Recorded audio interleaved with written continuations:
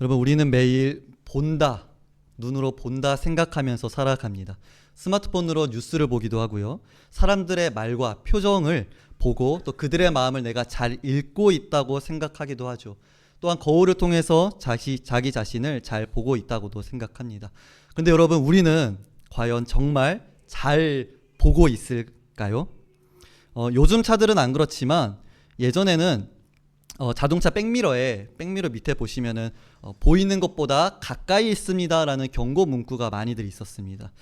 거울에 보이는 것이 실제와는 다를 수 있다라는 뜻인 거죠. 그러니까 우리는 분명히 보고 있는데 실상은 왜곡된 현실을 볼 수도 있다라는 것입니다. 여러분, 혹시 악마의 편집이라는 말 들어본 적 있으십니까? 악마의 편집. 주로 이제 TV 예능이나 프로그램에서 자주 사용되는데, 그러니까 예능 출연자들의 어떤 특정 행동이나 말들을 앞뒤 문맥을 다 잘라버리고 자극적인 어떤 행동들, 어떤 대사들만 잘라서 보여주거나 사건이 일어난 순서를 그냥 마음대로 편집해서 재배치해서 편집자가 의도적으로 한 사람의 이미지를 만들어내는 것이죠. 왜 그렇게 하냐니까 그게 굉장히 자극적이거든요. 그러니까 재밌거든요. 무엇보다 시청률이 잘 오르거든요. 그래서 시청자들은 악마의 편집으로 의도된 영상만 보게 되고 판단하게 되고 TV 속 보여지는 그 사람이 그 사람 자체일 것이다 라고 우리는 생각하게 되는 것입니다. 사실 그 사람은 그런 사람이 아닌데 그렇게 보여지고 있다라는 거죠. 그로 인해서 피해받은 연예인들이 꽤나 많다라는 것입니다. 그런데 여러분, 우리는 내가 보고 있는 것들이 모두 진실일 수가 있을까요? 그렇지가 않다는 거죠. 우리는 내 눈으로 보고 내 귀로 들었기 때문에 그것이 맞다라고 우리는 판단을 하지만 그 이면은 우리가 알지 못하는 일들이 분명히 존재한다라는 사실입니다. 그러니까 그러한 의미에서 우리는 내가 본다고 해서 실상 모든 것을 다 보고 있다고 알고 있다고 말할 수가 없다라는 것입니다. 그런데 이러한 것이 우리의 신앙생활에서도 그대로 적용이 되고 있습니다. 우리는 말씀을 보고요, 예배에 참여하고 기도도 하며 살아가고 있습니다. 그런데 어느새 우리는 우리도 모르게 이렇게 보고 있다는 생각 자체를 신뢰하게 된다라는 거죠.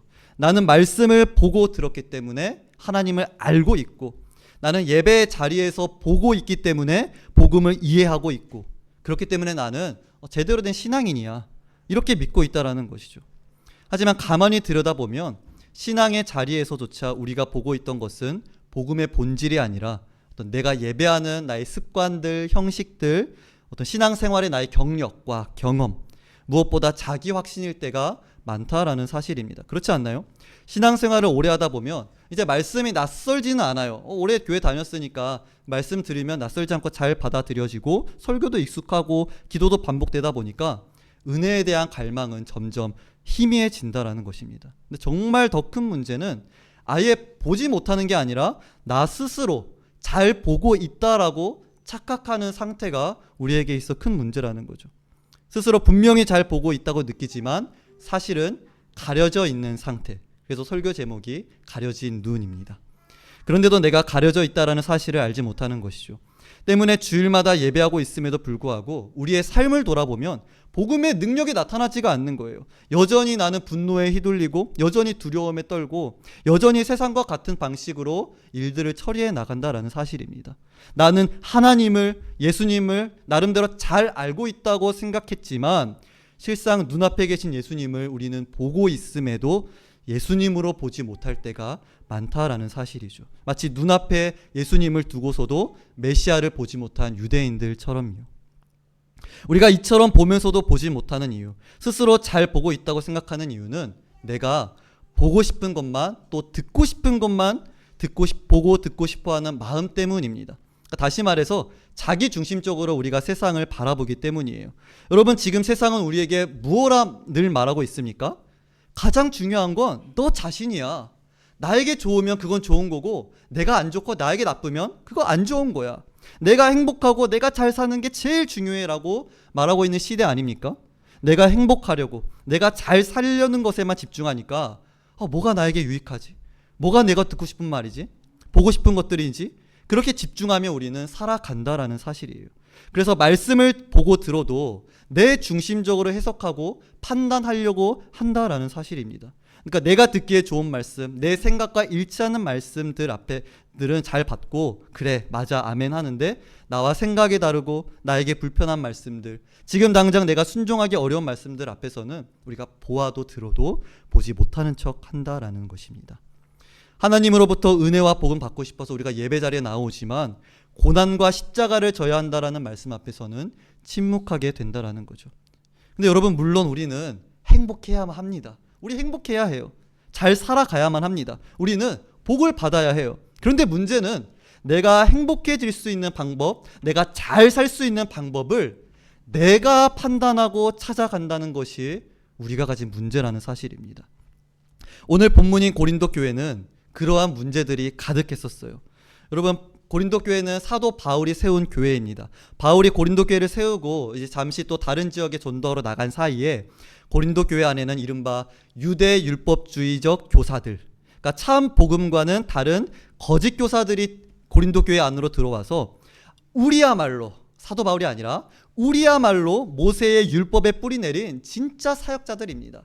우리가 진짜 말씀을 전하는 사람들입니다 라고 주장하고 있었다라는 거예요. 그들은요, 어떤 외적인 자격과 화려한 언변, 그리고 율법적인 엄격함을 내세우면서 사도 바울의 사도권을 막 깎아내렸습니다. 이렇게 말하는 거예요. 아니, 바울이 무슨 사도입니까? 바울에게 도대체 무슨 권위가 있습니까? 바울이 뭐 12제자 중에 한 명이기라도 합니까? 사도가 무슨 맨날 감옥 들어가고 맨날 울고 고난만 겪고 말도 저렇게 못합니까? 그와 대조적으로 우리는 진정한 사역자들입니다. 이러한 분위기를 고린도 교회 안에서 만들어냈다라는 거예요. 그러니까 그 배경 속에서 고린도 교회 성도들은 이제 막 흔들리기 시작합니다. 그렇지. 진짜 신을 따른다고 한다면 많은 기적도 일으키고 능력도 보여주고 사람들도 막 몰려들고 막 부흥이 일어나야 하는 거 아니야? 하면서 율법적인 기준과 인간적인 영광을 바라보기 시작한 것입니다. 그러니까 당장 눈앞에 보여지는 종교적인 화려함, 율법적 정당함이 진짜 신앙처럼 보였다라는 거죠. 바울은요, 지금 바로 그 부분을 지적하고 있는 거예요. 너희가 보고 있다고 생각하지만, 너희가 옳다라고 생각하고 있지만 너희는 실상 보지 못하고 있다. 율법, 물론 율법 중요합니다. 율법은 하나님으로부터 나온 것이기 때문에 그 자체로도 충분히 영광이 된다고 오늘 본문에서 바울은 말하고 있습니다. 율법은 우리로 하여금 우리의 죄가 무엇인지를 깨닫게 하는 기능이 있기 때문에 율법은 정말 너무나 중요한 것이다 라고 바울은 말하면서 동시에 그럼에도 불구하고 우리 6절 말씀을 보면 한번 보실까요? 6절 말씀을 보면 우리 함께 읽어보겠습니다. 시작. 그가 또한 우리를 새 언약의 일꾼 되기에 만족하게 하셨으니 율법 조문으로 하지 아니하고 오직 영으로 함이니 율법 조문은 죽이는 것이요 영은 살리는 것이니라. 그럼에도 불구하고 율법 조문은 죽이는 것이라고 말하고 있다는 것입니다. 왜 그렇죠? 왜 율법이 우리를 죽일까요? 율법에 문제가 있을까요? 그렇진 않습니다. 율법은 하나님으로부터 나온 것이기 때문에 문제가 있진 않아요. 그렇다면 그 율법을 다루는 우리 인간에게 문제가 있기 때문에 율법 조문은 죽이는 것이다 라고 말하고 있다는 사실입니다.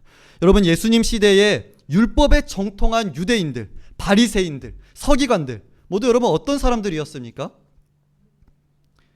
율법을 도구 삼아서, 율법을 너무 잘 알고 있으니까 율법을 도구 삼아 일반 백성들을 막 통제하고 억압하고 정죄했던 사람들이에요.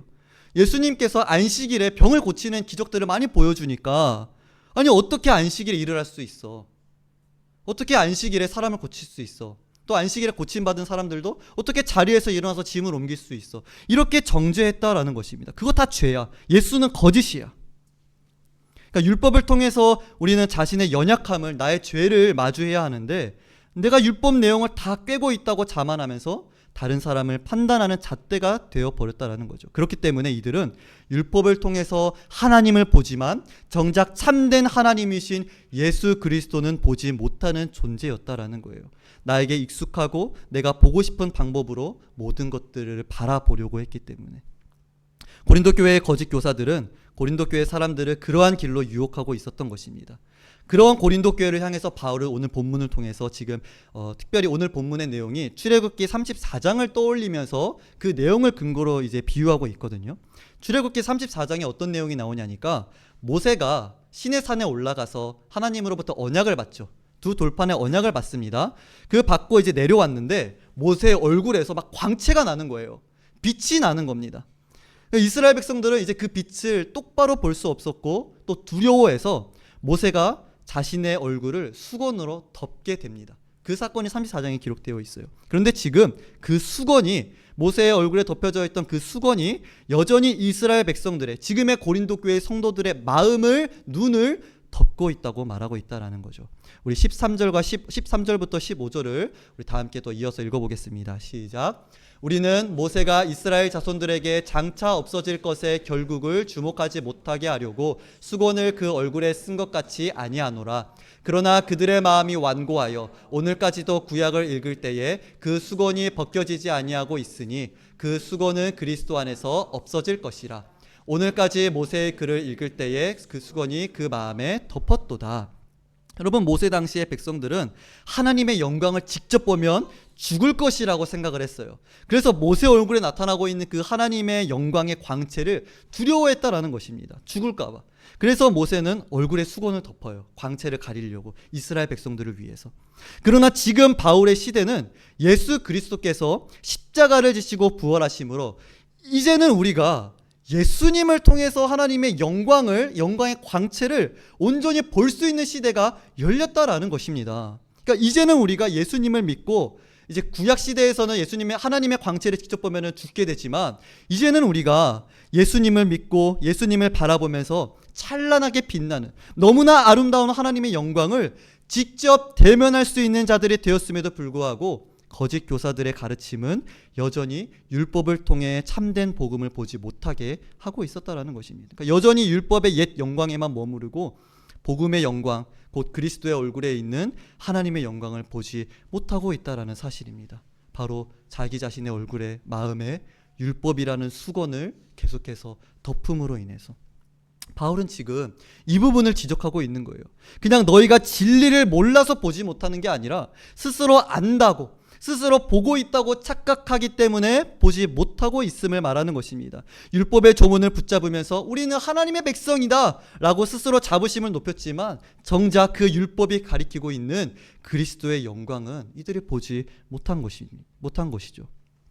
이것이 바울이 율법 조문을 죽이는 조문이라고 부른 이유입니다.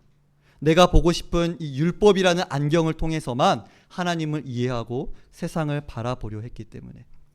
여러분, 우리는 어떻습니까?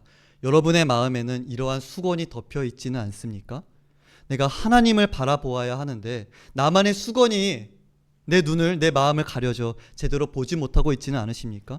하나님을 내가 보고 있다고 생각했는데, 내가 말씀을 잘 안다고 생각했는데 정작 내 삶에는 그 복음의 능력, 하나님의 영광이 안 나타나고 있지는 않으십니까? 매주 교회 나와서 우리가 예배하고 기도하고 성경을 읽기는 하지만 여전히 삶에서 기쁨과 감사를 누리지 못하고 계시지는 않으신가요? 주일 예배가 기다려지기보다 피곤함과 부담감으로 다가오고 있지는 않으십니까? 여전히 삶에서 관계의 어려움을 겪고 내가 가진 연약함과 상처, 죄들로 인해서 좌절하고 있지는 않으십니까? 그렇다면 여러분, 혹시 지금 내 마음에 여전히 이 수건이 덮여 있지는 않은지를 우리가 점검해야만 합니다. 그렇다면 이러한 내 마음에 가려져 있는 수건을 내가 알게 되었다면 어떻게 하면 이 수건을 걷어낼 수 있을까요? 바울은 단 한 문장으로 명확하게 복음의 대안을 말하고 있습니다. 우리 이어서 3장 16절을 함께 읽도록 하겠습니다. 함께 읽겠습니다. 시작. 그러나 언제든지 주께로 돌아가면 그 수건이 벗겨지리라. 아멘. 여러분, 이 구절은 결코 복잡한 구절이 아니에요. 복잡한 설명이 아닙니다. 언제든지, 누구든지 주께로 조건 없이, 자격 없이 어떤 사람이든 주, 곧 예수 그리스도께로 돌아가면, 예수 그리스도께로 우리의 방향을 돌리면 그 마음을 덮고 있는 수건이 벗겨진다라는 바울의 선언이에요. 여러분, 믿으십니까? 여러분, 여기서 말하는 돌아감은 어떤 우리가 종교적인 회심, 회개만을 의미하는 것이 아니에요. 본문의 배경 속에서 돌아간다라는 것은 율법과 나의 자기의, 인간적인 영광을 붙잡던 방향에서 예수 그리스도의 얼굴을 바라보는 방향으로 삶의 시선을 전환하는 거예요. 내가 지금 보고 있는 이 눈으로 내가 저 사람을, 내 아내를, 내 남편을, 나의 자녀들, 부모님들, 친구들, 직장 동료들을 내가 평가하고 판단할 것이 아니라 예수님께로 돌아간다 함은, 주님께서는 지금 저 사람 어떻게 바라보고 계십니까? 주님께서는 지금 나의 아내를, 나의 남편을, 우리 부모님, 나의 자녀들을 어떻게 바라보고 계세요? 내가 지금 저 사람으로 인해서 너무 힘들고 마음이 너무 분노가 일어나고 답답하고 그런데 하나님은 저 사람들을 어떻게 보고 계십니까? 혹시 내가 모르는 모습이 있지는 않은지, 내가 지금 내 감정에 휩싸여서 잘못 보고 있는 것은 아닌지, 이 질문들로 나아가는 것이 바로 예수님께 돌아가는 것이다라는 사실입니다. 하나님, 지금 나의 선택이 맞나요? 예수님은 어떻게 지금 내 선택을 바라보고 계십니까? 이것이 내가 행복해질 수 있는 길이 맞나요? 이것이 내가 정말 잘 살 수 있는 길이 맞나요? 끊임없이 주님께 질문하는 것이 바로 예수님께 돌아가는 것이며 예수님의 얼굴을 바라보게 되는 것이다라는 사실입니다. 이러한 태도가 내 삶의 주인이 내가 아니라 하나님이라는 것을 인정하는 자세가 아닙니까? 우리의 삶에서 복음의 능력이 나타나지 않는 이유가 바로 이거예요. 내가 율법적으로, 내 경험적으로, 세상적으로 다른 사람과 내 상황을 재단하고 자꾸만 판단하려고만 하니까, 하나님께 내가 물어보기도 전에 내가 먼저 생각하고 결정해버리니까 하나님께 도움을 구할 틈조차 없으니까 여러분, 우리의 삶에는 복음의 능력이 나타나지 않는다라는 거예요. 그러나 내 판단을 내려놓고 먼저 예수님께 질문하는 자리로 돌아가면 보이지 않던 것을 보게 하신다라는 사실입니다. 우리 이어서 17절과 18절을 마저 함께 읽어보겠습니다. 17절 18절입니다. 시작. 주는 영이시니 주의 영이 계신 곳에는 자유가 있느니라. 우리가 다 수건을 벗은 얼굴로 거울을 보는 것 같이 주의 영광을 보매 그와 같은 형상으로 변화하여 영광에서 영광에 이르니 곧 영광을 말미암음이니라. 아멘. 예수님께로 돌아갈 때 예수님은 우리에게 성령님을 보내주시고요, 그 성령께서 우리에게 자유를 주십니다. 우리의 삶을 올가매고 있는, 과거의 상처에 머물고 있는, 아직 해결되지 않는 죄로 인해 고통받고 있는 그 모든 것으로부터 자유를 주신다라는 거예요. 여러분, 이 자유는요, 단순한 어떤 감정적인 해방이 아니에요. 그리스도께서 나를 위해 무엇을 행하셨는지를 깨닫게 해주시는 자유입니다. 더 이상 내 고민이 중요해지지 않게 되는 거예요. 저 사람으로 인해 괴로웠던 나의 마음의 방향이 바뀌게 된다는 거예요. 새로워지게 된다는 사실입니다. 바로 18절 말씀처럼 예수님의 영광을 볼 때, 예수님과 같은 형상으로 내가 변화되어 영광에서 영광으로 이루게 된다라는 사실입니다. 여러분, 이 말씀을 진심으로 믿으시기 바랍니다. 여러분, 이것이 바로 복음의 핵심이에요. 우리는 율법을 본다고 변화되는 것이 아니라 내 판단과 내 기준과 내 생각을 따라 살아간다고, 내 오랜 경험을 의지한다고 내가 변화하고 나의 가정이 변화되고 내가 행복해지는 것이 아니라 예수 그리스도의 얼굴을 볼 때에 비로소 변화되는 존재라는 사실입니다. 예수님의 얼굴에는 용서가 있고 사랑이 있고 은혜가 있으며 다시 일어설 수 있는 부르심이 있다라는 사실입니다. 제 이야기를 들려드리고 이제 말씀을 정리하고자 하는데요. 제가 군대를 다녀오고 20대 중반쯤의 일이었어요. 이 자리에 저희 부모님도 계시기 때문에 제가 이야기하기 조금 그렇긴 하지만 그래도 뭐 이해해 주시리라 믿습니다. 저희 어머니께서 한창 그때 당시에 갱년기 일때였습니다. 네, 여러분 잘 아시죠? 갱년기가 오면 어떤 증상이 일어나는지 이미 아마 겪으신 분들도 계실 것이고, 또 지금 우리 청년들의 부모님들께서도 그 시간들을 아마 지나오셨을 거예요. 그러니까 갱년기 오면 막 호르몬 변화 일어나고 열이 막 확 오르기도 하고 막 감정도 막 요동치고, 그렇지 않나요? 저희 어머니 또한 그때 당시에 그 시기를 지나오셨는데, 그때 당시에 저는 이제 20대 중반이고 사실 그런 갱년기에 대한 개념이 좀 생소했거든요. 또 심지어 남자니까 갱년기로 인해 어머니의 변화가 좀 많이 낯설게 느껴지는 거예요. 자주 눈물을 흘리시고 자주 감정적으로 변하시고, 또 그때가 저에게 누나 한 명이 있는데 저희 누나가 호주에 있을 때여서 집에 없던 터라 집에는 아버지와 또 저 남자들만 있는 상태였습니다. 그러니까 지금 생각해보면 어머니가 얼마나 외로우셨을지 생각이 듭니다. 아무튼 그때 당시에요, 한창 어떤 드라마이면서도 또 책이었는지 정확히 기억은 나지 않는데 어머니가 한창 보고 계셨던 걸 제가 기억하거든요. 제목이 정확히 기억이 안 나는데 대충 내용이 이런 거였습니다. 아들 다 키워봤자 소용없다. 네, 여러분 공감하십니까? 아들 키워봤자 소용이 없다. 그러니까 어머니가 갱년기라 뭐가 그리 공감이 많이 되셨는지 그 드라마를 보고 그 말씀을 되게 많이 하셨어요. 아들 다 키워봤자 소용이 없다고. 근데 그때 어린 마음에 제가 되게 억울한 거예요. 아니 내가 뭐 잘못한 것도 없는데, 내가 어머니한테 뭐 잘못한 것도 없고 속속인 것도 크게 없는 것 같은데 도대체 나한테 왜 그러시나, 뭐 서럽기도 하는 거예요. 내가 도대체 뭐 했다고 그러면서. 그러니까 제가 갱년기를 이해하기에는 아직까지 그때는 이제 성숙하지 못했다라는 거죠. 여느 때와 같이 그러한 속상한 마음을 가지고 하나님께 하소연하고 있었습니다. 하나님, 제가 진짜 뭘 그렇게 잘못했습니까? 뭐 제가 아들 키워봐도 소용없다는 소리를 네가 왜 들어야만 합니까? 이렇게 기도를 했어요. 하나님은 늘 저의 솔직함을 받아주시는 분이셨으니까요. 속상한 마음들을 다 이야기했습니다.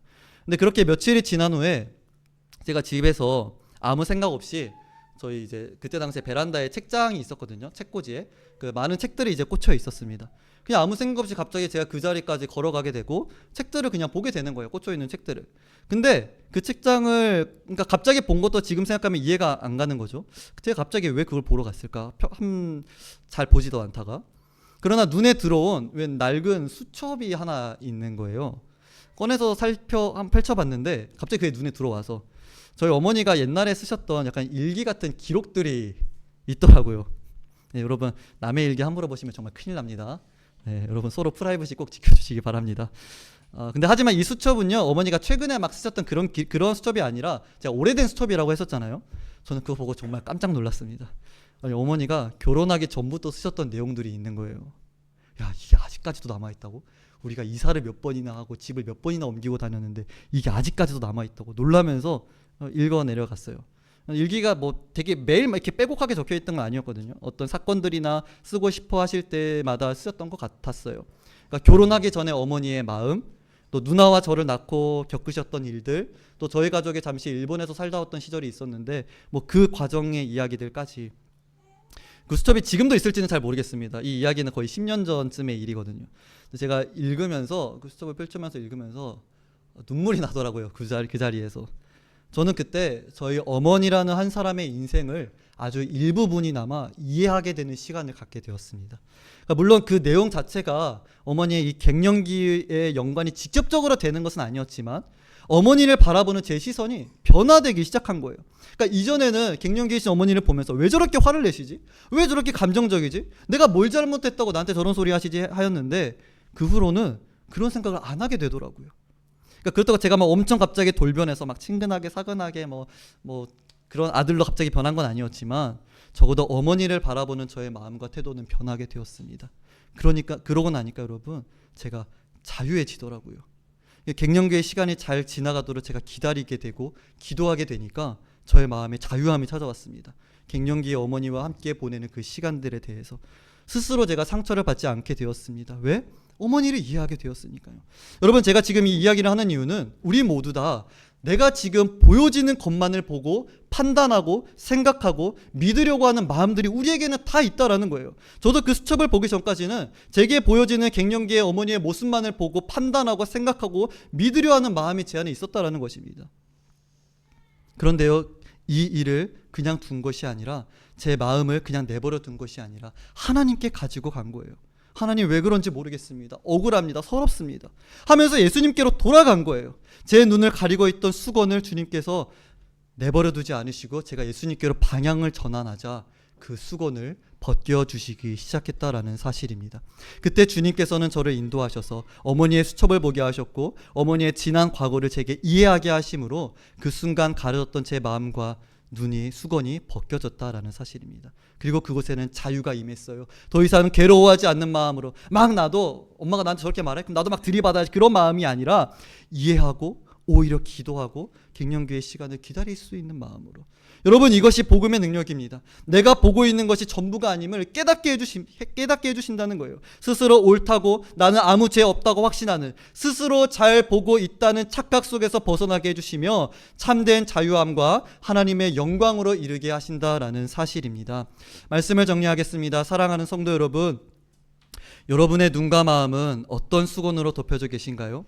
여전히 나는 잘 보고 있다고 생각하고 계십니까? 여전히 내 생각이 옳다고 생각하고 계시지 않으십니까? 여러분 우리는 인정해야 합니다. 예수 그리스도를 통해서 보지 않는 모든 것들은 결코 온전하지 않은 시선이라는 사실을요. 내가 얼마나 많은 것을 경험했고 얼마나 지혜가 있으며 어떤 사회적 지위가 있든 그런 것들 하나님 앞에서 다 소용이 없다라는 거예요. 여러분 고린도전서 1장 25절은 이렇게 기록합니다. 우리 함께 읽겠습니다. 고린도전서 1장 25절입니다. 시작. 하나님의 어리석음이 사람보다 지혜 있고 하나님의 약하심이 사람보다 강하니라. 사도 바울도 그러했어요. 여러분 바울이 얼마나 좋은 스펙 가지고 있었나요? 8일 만에 할례를 받았고요. 이스라엘 족속이고 베냐민 지파요, 히브리인 중에 히브리인이요, 율법으로는 바리새인이며 율법의 의로는 흠이 없는 자가 바로 바울이었습니다. 그러나 그런 그가 하나님 앞에서 자기가 가지고 있던 모든 스펙들, 자랑들을 배설물로 여겼어요. 늘 겸손히 하나님께 질문했고 하나님의 뜻을 구했습니다. 그리고 그것이 바울에게, 우리에게 있어 가장 큰 지혜요, 우리가 진정으로 행복하게 자유하게 살 수 있는 유일한 비결일 줄을 믿으시기 바랍니다. 여러분, 모든 상황 속에서 그리스도로 돌아가시기 바랍니다. 그리스도께로 우리가 돌아가기만 하면 내 눈과 마음을 가렸던 수건은 벗겨지고 우리는 주님의 얼굴을, 그 영광을 볼 수 있게 된다는 사실입니다. 여러분, 찬양하실 때 내 입술을 열지 못하게 하시는 그 수건을 벗으시기 바랍니다. 시편과 동행 시간, 말씀만 읽는 게 도대체 무슨 의미냐고 생각되어지는 그 수건, 여러분 벗어 던지시기 바랍니다. 말씀을 들을 때에 듣고 싶은 것만 듣고자 하는 수건을 여러분 다 벗어 던지시기 바랍니다. 그리고 우리가 준비하고 있는 가족 구원 예배를, 가족 전도를 방해하는 내 눈과 마음을 가리는 수건이 있다면 그 또한 예수님께 돌아가 수건이 벗겨지는 것을 여러분 경험하시기 바랍니다. 그리고 우리를 향한 그리스도의 얼굴을 마주하시기 바라요. 그 주님의 얼굴은 결코 우리를 정죄하는 얼굴이 아니라 우리를 사랑하시고 다시 일으키시는 얼굴이십니다. 그리고 그 얼굴을 바라보는 자는 시간이 걸릴지라도 반드시 변화를 걷고 하나님의 형상을 회복하고 하나님의 영광이 삶에서 나타나게 됩니다. 바로 성령 하나님께서 우리 안에서 그 일을 이루어 가신다는 사실을 믿으면서 날마다 주님께로 돌아가 모든 마음의 수건이 벗겨져 참된 영광의 주님의 영광을 바라보게 되는 저와 이 자리에 계신 모든 성도 여러분 되시기를 진심으로 소망합니다. 우리 시간 내게로부터 눈을 들어 이 찬양 함께 고백하시고 말씀을 기억하면서 함께 기도하시겠습니다.